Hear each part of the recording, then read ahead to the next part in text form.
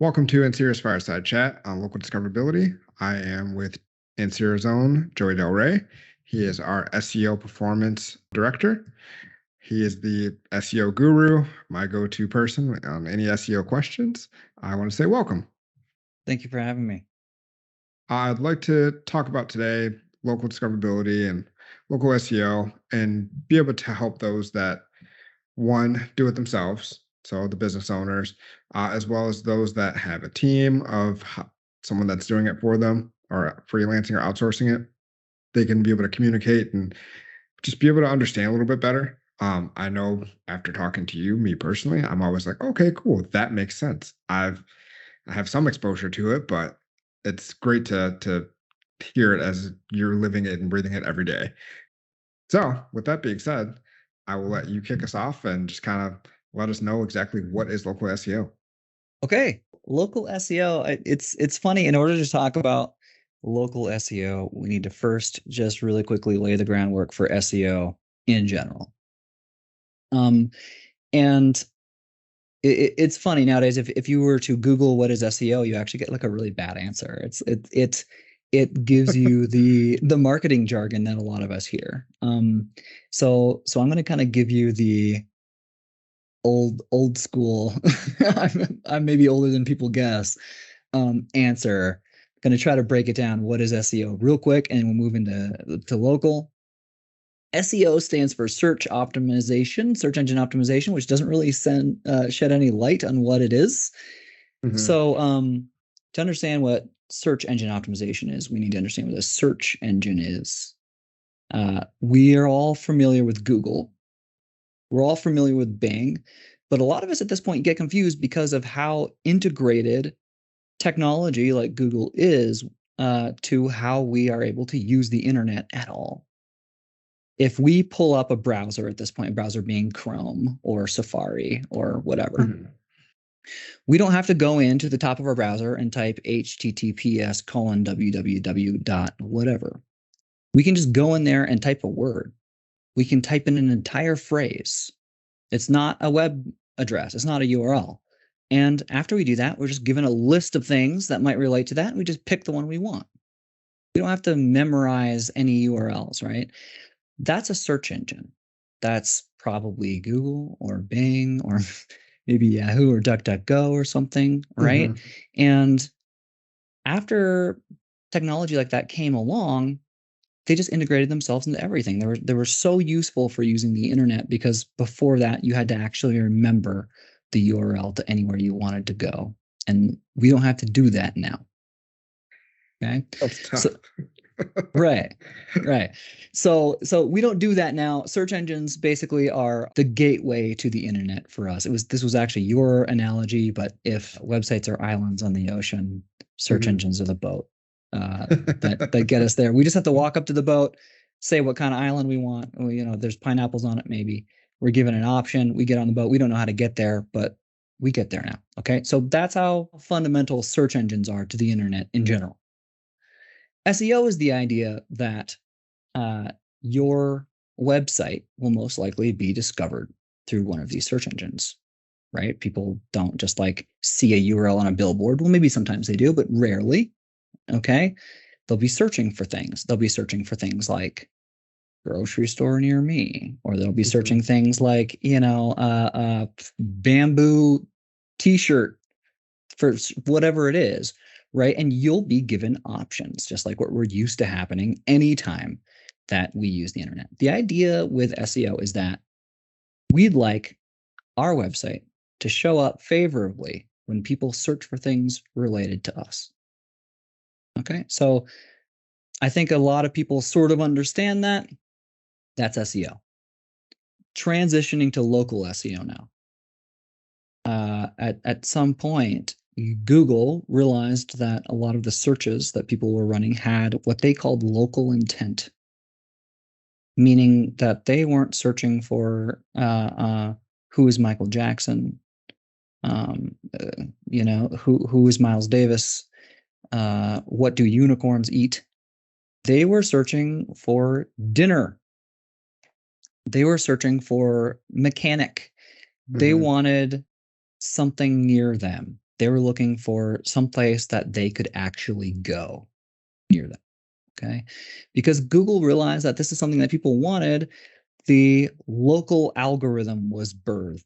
This basically means that if you type in a certain kind of query to Google, like mechanic near me, for Mhm. example, they have identified that as having local intent, and it will show you results based off of the local algorithm rather than based off of just the general algorithm. So it will take different factors into account, like, for example, where you are. So local SEO then is the idea that we can use the local algorithm to help websites that represent a physical location. Okay, so if I'm a laundromat that's Okay. located somewhere and there are people around me looking for a laundromat, we can use that. And there's just a couple different factors that are different for local SEO, for example, where you are, things like that. A few different tools that have like come about since local SEO became a thing, and it's different than just general, I guess, overall core algorithm. That makes sense. So you're telling me this is a surprise that if you are a dealership, no one types in Joey Del Rey dealership A. And that's no one's typing in a full specific name to find someone. Well, they do, but it's mostly the people that work there. Um, yeah. That's funny. I actually had a person almost literally like they were in tears of anger because I didn't agree with them that that's not how people search or how people use the internet. And I appreciate you for validating that. Thank you for letting Right. me know I was right. Yeah, I mean, maybe you already know of a place, you already generally know where you're going and you're just looking to see if they're open or you're looking how to get there or whatever. But that's a little bit different than being discovered in the first place, right? In that case, it's a whole different ballgame. And that's generally what we care about in SEO for the most part. If you've been doing SEO for a while, showing up for your own name is not hard. That's easy. So normally it's like SEOs like myself, we kind of take that for granted. Of course you will.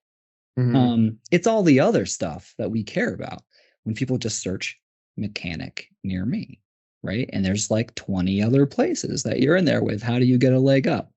That's more kind of what we spend our time thinking about, and what we really mean is getting new eyes. Yeah.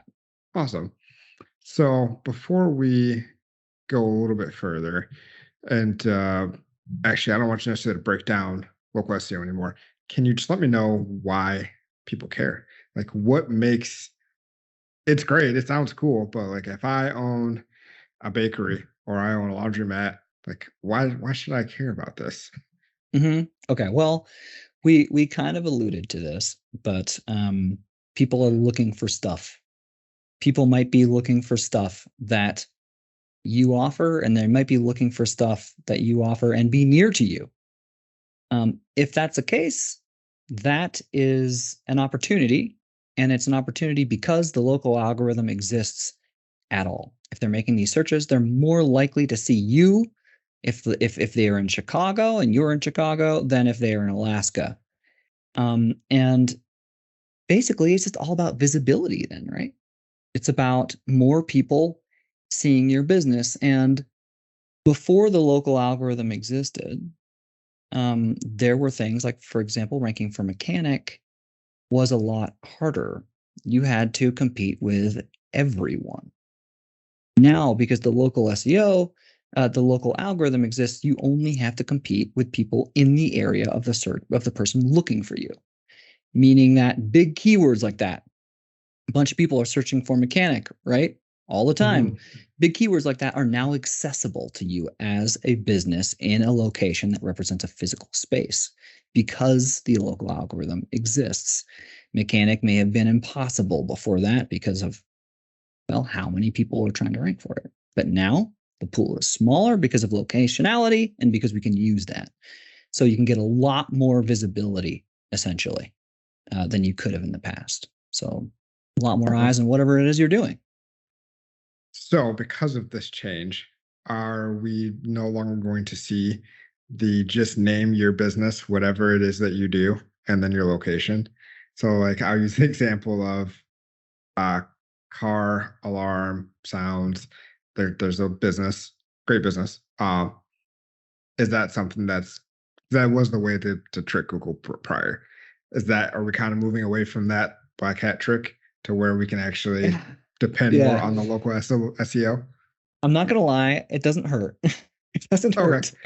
hurt. But it's not as important as it once was. And there's a number of reasons why. I would say that if you didn't know much about SEO, you didn't know the ticks and the tools, the tips, the tricks, maybe just doing something like that would help out a little bit, would give you a leg up. But if you know kind of your way around things, you don't need stuff like that as much. Okay. I always thought it was a great idea. I was like, because I would type in I mean, window it's not bad. tinting, such and such, and Macomb, and it would pop right up, and I'm like, wow, that's oddly specific for a name. Yeah. No, people still do it. People do it. Sure. So you gave me the why do I care, and I appreciate that. It's a auto repair shop within that city. It's that small business within that city. What determines those local rankings? How do I? Because if I'm Joe Schmo Bakery and you're Joe Schmo Bakery, and we're 10 miles away from each other, we're popping up, but how are we jockeying for position? Is it based Right. on location? Is it based on ratings? Just I'm assuming there's a lot more to go into it. Yep. Location's a big one. But the big topic that everyone's been talking about is the kind of solution for people that don't have a website and a solution for people that do have a website is Google Business Profile. Right. People mostly use Google still. DuckDuckGo is getting more popular, but people mostly use Google. And if you have a Google Business Profile and your business category is set as such and you're in a certain location close enough to someone searching, you're probably going to come up. So Google Business Profile is a big one. Okay. And that can be a big one even if you don't have a website. You can just sign up for one of those, right? The next big one is if you do have a website. Then at that point, this is a surprise to people. It's actually what's on your website that matters a lot. Even if you have even if you have a Google Business Profile and that's mainly showing up, that can be impacted by how your website is SEO'd a ton. So if you have a Google Business Profile, okay, and you have a website and that website link, and your website is kind of what we call optimized for a keyword that is within the business category that your business profile is. Let's say you're a grocery store, your website's all about that. You're more likely to show up for that kind of thing. So your website then is probably the second biggest factor. Huge impact to what and how often you show up to things. So kind of traditional SEO of a website still really matters. That makes sense. And I used to always tell people it's the Google Business Profile is essentially the window to your business, to your website, because everything that's very important to someone of hours, phone number, like I want that information right in front of me versus having to go to your website. So it gives me a peek into kind of what is there. And also it's sparked the zero click, which I'm sure you'll talk about, the zero click phenomenon Yeah. where I don't actually have to click to your website. Your website's 100% important, but I can Yeah. get everything I need fast off of Google business pages. And then the meat, as you said, is within the actual website. I can get to the nitty gritty and actually learn a lot more about your business within that website. So that's perfectly said. Correct. So I'm going to pull up an example of this for us to look at just to kind of summarize the things we're talking about as we're talking about factors that go into this, just so we can kind of pull everything together here. If you don't mind, I'm going to share my screen. Sure. Okay. So, for example, if I am in Chicago and I just type in mechanic, right, into Google, I don't even need to type in mechanic near me, anything like that. Yeah, I get a definition and everything over here, but this has kind of been flagged as most likely someone looking for a mechanic, like near to where they are, right? So the first thing I get is just a little snippet of a Google map and 3 options. Okay. These options populate from Google Business Profile. It'd be the same thing if we looked on a map If I went into Google Maps, I'm a huge user of Google Maps. Like I'll go into Google Maps and just type in dinner if I'm just looking for a restaurant or something, right? And you just look at the options. I assume a lot of people do that. Data says they do too. But here's the same thing that happens. I type in mechanic into Google Maps, and it's just a big list of people. This is pulling from Google Business Profile. Mm-hmm. Okay. So number one is Google Business Profile, but then you go down here and you have a bunch of websites. Now notice that these websites here are not the things that are showing up here. These are different, right? All the fold also. Yourmechanic.com, Yelp, right? Wikipedia. But those websites that are tied to these guys can directly influence how these guys show up. I did a study years ago with well, I don't know, it might not be relevant at the time, or it might not be relevant anymore, so I'll unleash the secret sauce. But did a study years ago showing that if we sent links from our website to links to our various GBP profiles, like maps links or reviews links or whatever, we could actually influence where they sat in this 3-pack. So if you were on the bottom, you set a bunch of links to it in a certain kind of way, you could bump it up a spot. So that's then, even if your website isn't showing up here, how your website, the number 2 factor I'm saying, can impact the way your GBP shows up in search and can give you an edge. Also, the way your website is optimized can impact the kind of keywords that your GBP profile shows up for up here. So people searching for different variations of this, whatever, you can use your website to show up there and more often. Okay, so does that kind of summarize those 2 points? Yes, very much so. Okay, cool. Okay, so then if we're really getting nerdy and we want to talk about more ranking factors, then yeah, of course, proximity. Proximity is a big one, but I will say from an SEO nerd's point of view, like proximity goes in and out of fashion. It's always relevant. It is the local algorithm, but sometimes, depending on how Google's feeling that year or whatever, it can matter more or less. Okay. For example, right now there's some evidence that says maybe it matters less, and some traditional factors might matter a little bit more, like how many links your website has, what it's optimized for, things like that. So traditional SEO still matters. You're just optimizing for keywords that trigger the local algorithm. Okay, that makes sense.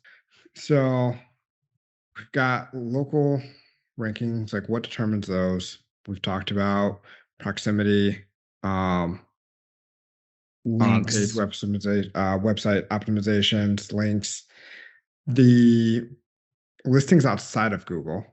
So you mentioned earlier that there's Bing, there's Apple. Like, are people using those? Does it make sense from a business to? I mean, I obviously know people are using them, but does it make sense for a business to take time away from looking at my Google and then going to set up a Bing profile? Right. You mean like if Google My Business matters so much, should people still get into the Chamber of Commerce website or get onto Yelp or something? Mhm. The answer is that even if people aren't really going to the local Chamber of Commerce website, if they're on there, it can still help your website and your GBP profile rank for stuff. We call this local citations. There are websites that Google have identified that host businesses within a locale, and this is getting a link from that kind of website or having a profile on that kind of website is a pretty big indicator to Google that you are in fact there. And so it can help you show up in the areas that you want for the things that you want. So we call that a local citation. That can definitely help. We talk a lot about keeping those kind of up to date. We talk a lot about keeping those consistent, all the information on there. And that's essentially why. Because if even if people don't use the Chamber of Commerce to find you, it actually helps them find you in other ways, just because for technical reasons, essentially, how the search engines have decided to work. Yeah. So I'd Okay. say definitely do it. Yeah. That makes sense. And you've actually brought up a valid point of make sure that it stays up to date. So I have a social background, and a lot of people would say, well, I need to be on whatever the hottest one is, you name it. I need to be on Instagram. I need to be on Facebook. I need to be on TikTok. I need to be on Pinterest. And we run across the same issue. If people they'd pop it up, they'd populate it for a day, and then it was out of whack, which creates a Absolutely. terrible user experience. Yeah. So yes, that totally makes sense when you're saying it's okay to do these things, and it definitely will help you, but make sure you keep them up to date. Don't overwhelm Right. yourself. Don't overwhelm yourself. It's a lot of work. We know. Okay. So yeah, that definitely pick and choose. Don't just sign up for every single one. Maybe sign up for all the ones that your competitor that you want to outrank, are signed up for, and then sign up for one or two more. But yeah, you have to keep them up to date. And especially right now, there's evidence to say that keeping them up to date avoids errors on GBP, and it will help you show up better. So it's definitely important to do that housekeeping, and it can get really annoying if you have too much of it. Awesome. Can we do a breakdown of the GBP? Like I'm talking, what are those actual little pieces that are within there? Let's do it. I'll share my screen again. We may not be able to see all of them, but we'll get close. Okay, so we already looked at a couple of examples of how GBP can show up. Okay, here's, for example, a keyword mechanic, right? I simulated being in Chicago, and the kind of results you can get from doing that. Even from here, you can see a lot of things that GBP offers, like the name of the business. You can get directions. You can get a website links. You can get the address. You can see when they close. Even snippets from relevant reviews and star ratings. In Google Maps, you can see the same stuff, but even more. If you click on it, for example, it'll pull up even more stuff here. You can see a bunch of pictures. You can call them directly. Here's more snippets from reviews. You can see popular times when people there, other stuff people search for, more web results. And depending on how people fill out their profile and how people show up for stuff, you can, depending on the search result, show even more. You can see the business category. And let's see, you can see social profiles. If you are in auto, for example, automotive business, Google has just made a feature we've been using for a while, but they just made it official where it takes your products, your inventory, and pumps it right into here. So you can see a business's stock without even being on their website. Question and answer is a really interesting one. You can see questions that people have asked and how the business has answered it. Sometimes people have features like chat enabled. It doesn't just give you visibility for more things, it gives you better visibility, right? This can be branding, a mini social profile. You can put posts like a Facebook, profile right up in here, and they'll Which show is up. huge. Products, right? Yeah. So it's really robust, feature-rich visibility that you're getting.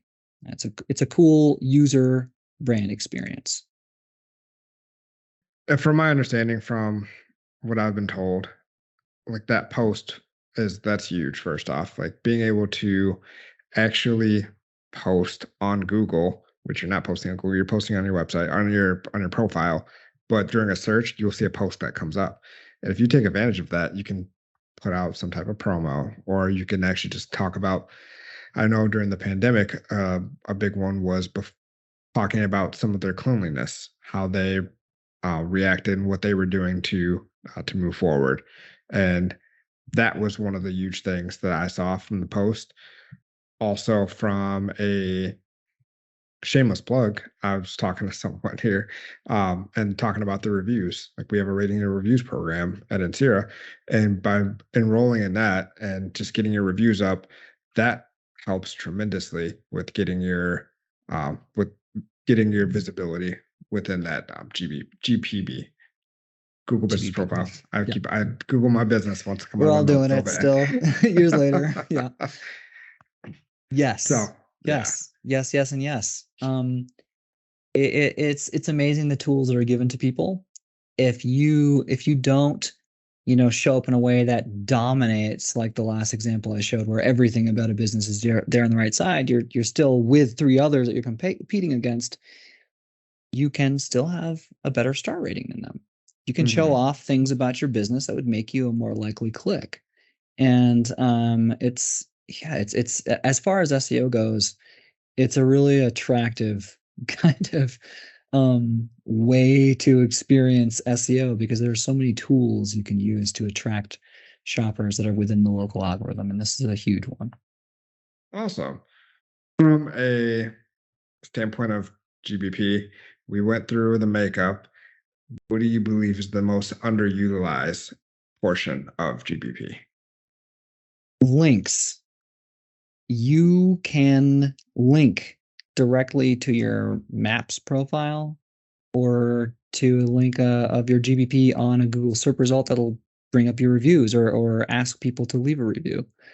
Um, you can get those links from Google Maps, for example, and you can put them on your website. So if you're like, hey, find us on Google Maps, you can put that right on your website. You're like, you want to get more reviews, please leave us a review on Google. You can link directly to that. And sort of like I was alluding, over the years, there have been some, more technical, tricky SEO kind of tactics about getting more visibility, having to do with some of those functionalities. But even just at face value, the Mhm. fact that you can utilize the tools from your website, you can send them in emails, whatever, is pretty huge for businesses. And I think that probably for most cases, most businesses could use those tools of linking to those profiles more than they do, and to Okay. better result. Yeah. Yeah, I keep going back to that.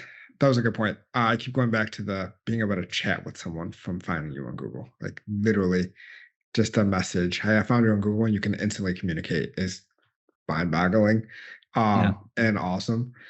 And then also to the point that you mentioned earlier of just being able to have easy connection, looking at the clicks to call. I want to touch that for a quick second. By having that on there, because I've seen pilots where a business hasn't had it, where they didn't have their phone number on there, and then just by adding that within like a month time span, 30% of their, well, one, their clicks to call skyrocketed because they started from zero, but their website traffic also increased. So like Mhm. I'm just seeing it all happen full circle, and it's also very telling to see Google really help out small businesses, or businesses in general, I'll say. Yeah. Um, what are some of the sorry, I'm gonna cut you off. Were you gonna say something? We're helping them out too. Um, they they want to deliver a robust local experience, and what they have offered us to help them input data essentially into their database, into their search engine, is a cool brand visibility opportunity. So it's a give and take. And to your point, I've seen websites that were kind of new to SEO that did nothing other than create a GBP and kind of set it up. Commonly over 50% sometimes of their traffic came from there. Sometimes over that much of their calls came from there. So yeah, it can be huge. Get on the internet, people. It's an untold secret, I know, but Yeah, um, strategy suggestions. sure. Love to hear some. Okay, strategy suggestions. If, for example, something we see commonly, like in the auto business, for example, or some other businesses, they can have different departments of their business. Those departments of their business, they might have a different phone number, or they might even be, located across the street or whatever. You can create a whole new Google business profile for that. And you can give it a different business category if one aligns with what that department does. That's probably well known. What isn't done very often is what I see is, like, if someone has a department listing, a department Google business profile, they'll just link right to the homepage of their website. Um, what if, get this, what if you had a group of pages or a page in your website that just had to do with that department? What if you linked to that page? Mhm. And then What if then you optimized that page that Google Business Profile was linking to for keywords that you wanted that particular profile to rank for? Believe it or not, this works. Mhm. And I see a lot of people not doing this, not taking advantage of this. So I guess what I'm saying is, even if you don't have more than one Google Business Profile, pay attention to the page your profile is linking to. Pay Mhm. attention to which pages on your website, because I've told you you can link to Google Business Profile. Are you linking to your Google Business Profile and how those pages are optimized? That will give you a really good idea of the kind of things that your GBP is set up to be visible for. Okay. That that makes sense. Sorry, I'm laughing because I remember a conversation harping on what you're saying of making sure that it fits for what you're trying to do. I remember I was talking to a dealership and they just put in $1 million coffee like little waiting area. So this gentleman went to his categories and he's like dealership, collision Coffee center, shop. coffee shop. I get a phone Interesting. call. Literally, I'm talking like 48 hours maybe. My traffic is going down the tube. Like, what's going on? I'm like, well, I told you that was a terrible idea. First off, so I'll say that to say, be very specific, and let's try to make sure that we are not grasping at straws when we're updating our departments or categories or wherever that may be. Thank you for the reminder. It's another huge thing I have to remind people. Don't go for everything. Decide the thing that matters and go for that. You'll get much better results that way. So, from a auto industry standpoint, and you've alluded to it a bit before with talking about the departments, and um, what do you see the impact for them from an industry as far as this local SEO? Auto impact specifically, from from a strictly nerdy SEO standpoint, it's that department listings, as we kind of mentioned, are more important than ever. But because of how the algorithm is functioning right now, your website is more important than ever. You may have noticed that, well, or I've noticed that in the past, if I were in an area and I were to search for X dealership, I would see only local businesses pop up on that page. You may notice every once in a while now that, for example, a big brand website's location page will show up for that kind of thing as well. It kind of indicates that locality is kind of maybe less popular right now, and just how powerful your website is more popular.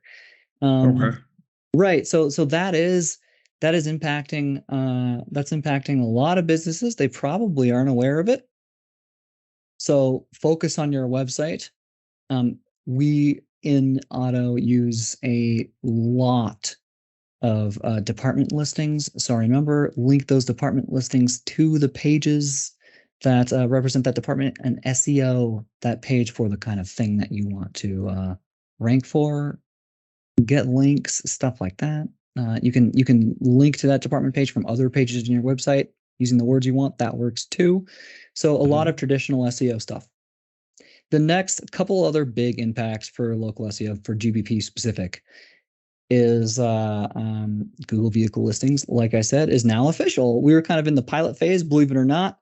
For those unaware, it's that feature that pumps your inventory right into your GBP so people can actually shop without even being on your website. That's official now, and it means that you can put more kinds of stuff in there. If you sell boats, I think, if you sell RVs, that can go in there Wow. now too. Okay, yep. So that is in fact another thing that may be happening, is that vehicle listings are even more important because or so I've heard, Google may be removing the ability to link to a particular page from a product post. So before, I could make Okay. a product post for a specific thing or a specific page, and I could send someone right there. Now they just got to go to the homepage.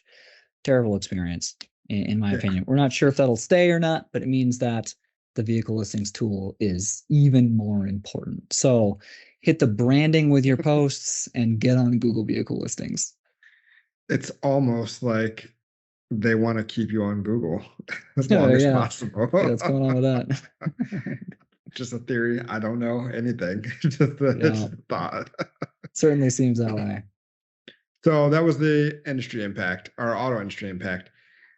Does that mirror um, industry impact as a whole? I'd imagine that those same things are tailored toward that as well. Yeah, yeah, their Or website's very important, and it impacts the kinds of things and how often and whatever your GBP shows up for. So traditional SEO, once again, is impacting the local algorithm even more than it once did at this point in time. So don't forget about it. Anyone, really. so I was going to save this for later because I still have one more question to ask you. But because we're talking about SEO and how important it is, I'm just going to say shameless plug. Like, how do you at Insera help businesses do this? We are so focused on local SEO. That's a huge part of what Ansera does.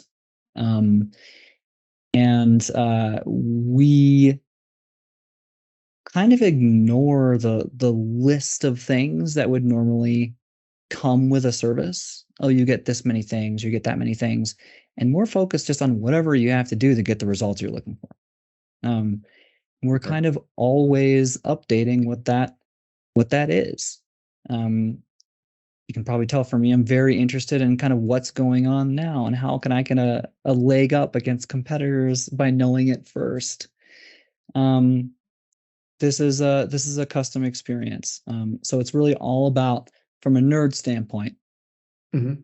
it's all about understanding which specific search engine queries, keywords that people are using that trigger the local algorithm, right? That will bring you local results, and which ones are advantageous to your business.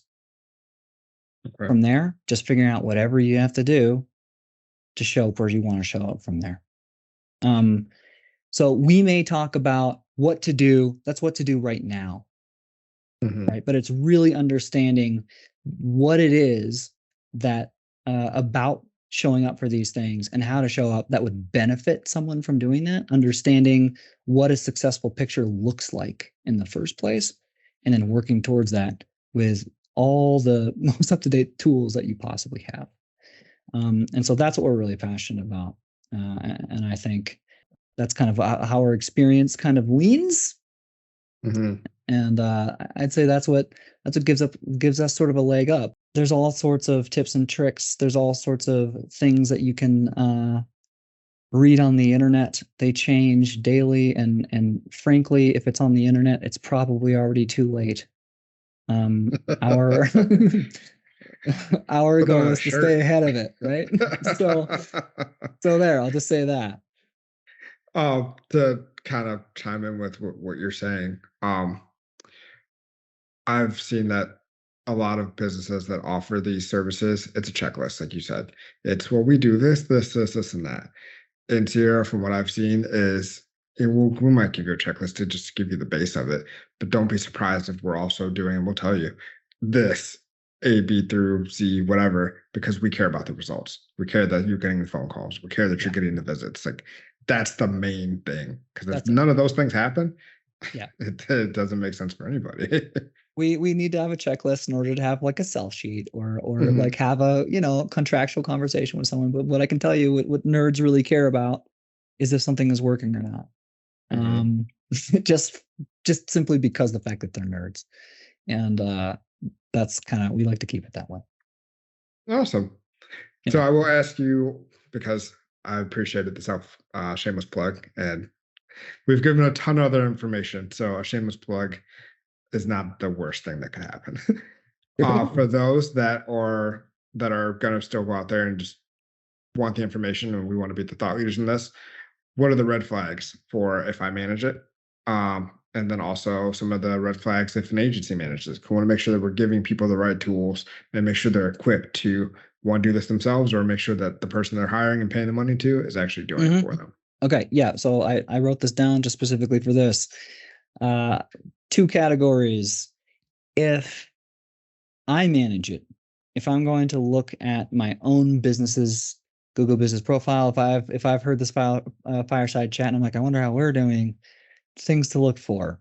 If it's done in house or you don't know who does it, Generally, no review responses. Okay, maybe customers are leaving you reviews. We have the option to reply to those. If it's good, I'm glad you enjoyed your experience. If it's bad, contact so and so, and we want to make this right. We're sorry you had this experience, right? That is something that people that take good care of their Google Business Profile do, whether they do it themselves generally, or they hire kind of a reputation management service. It usually means that there's a lot of focus being put on your Google Business Profile. Okay, so look for that. This is probably obvious, but the next big one is if your Google Business Profile has no photos, or if the photo is like of Google Street View or something, or a photo that maybe one of your customers took, you didn't take. There's no logo. There's no great interior shots or staff photos. That's another big one.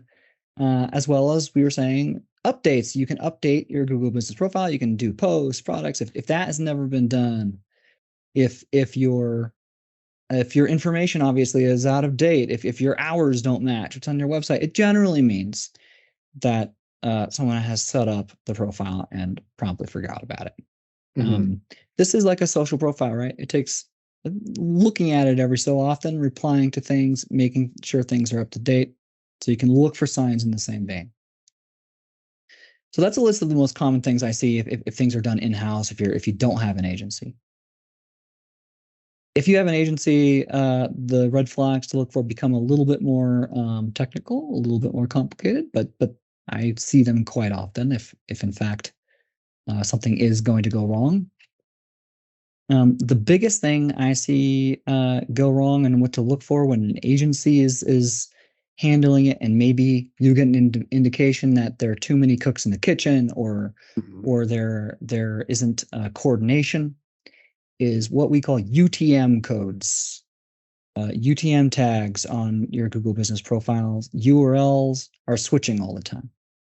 I can't tell you the amount of times people come to me and they're like, my traffic just tanked. It's gone. Or my traffic doubled in a day. What happened? Well, like I said, you get a lot of clicks from Google Business Profile. Mm-hmm. People generally try to track that those clicks came from Google Business Profile, what's called a UTM tag. How that UTM tag is configured will put that traffic in any number of different places. If people are switching that up all the time, if people are changing it without talking to each other or whatever, that'll make your analytics look totally different. So if you have, for example, two agencies that do the same thing, you don't know about it, or they're both trying to do it. If you have someone in-house in an agency that are both trying to do it and they're doing it differently, and you see those tags changing a bunch, this generally means you need to have a coordination conversation. Some people need to talk to each other. The agency at hand need to know who else might be in there, or needs to be made aware, or need some direction. Okay, so that's a huge one, and you can tell what any UTM is because if you click on a website link in GBP, you'll see up in that URL bar that everyone ignores now, you'll see a bunch of stuff tagged onto the end of what would normally just be your website address, and that will have things like source, that will have things like campaign. Depending what's in those things will depend on how tools like Google Analytics will read and where it will put your traffic. Okay, so technical but huge. See it all the time. Okay. Yep. So you notice analytics glitches, people complaining about things like that. You go check and you notice that your UTM codes are changing. Generally talk to your agency. See if there's more than one person handling it for whatever reason. Okay. That makes sense. Yep. The next big, I know I've been talking for a while, but the next big thing to kind of note is too many business categories. Mm-hmm. In Google Business Profile, you can list a number of categories that your business might be. You gave the example of someone put their page as a coffee shop. Okay. It didn't work out. No. Yeah. Generally, best practice now is just to choose the top 2, maybe 3 that most apply to you if it's relevant, and kind of stick and focus on those. Don't dilute your focus. It's better just to kind of choose the thing that most represents you in a positive way and focus on that. So sometimes if you go in there and you see like 1,000 business categories, it's just because someone's gone in there, maybe hasn't gotten enough direction from the business and is just trying to be useful. They're trying to fill out as much of that stuff as they possibly can. And they need a conversation with the business. All agencies need input, right? Mhm. So that's a sign that you need to have a meeting, you need to have a call, they need some input. That's a huge tell. Okay, that makes sense. Yeah. Shoot, we've had you here for a minute.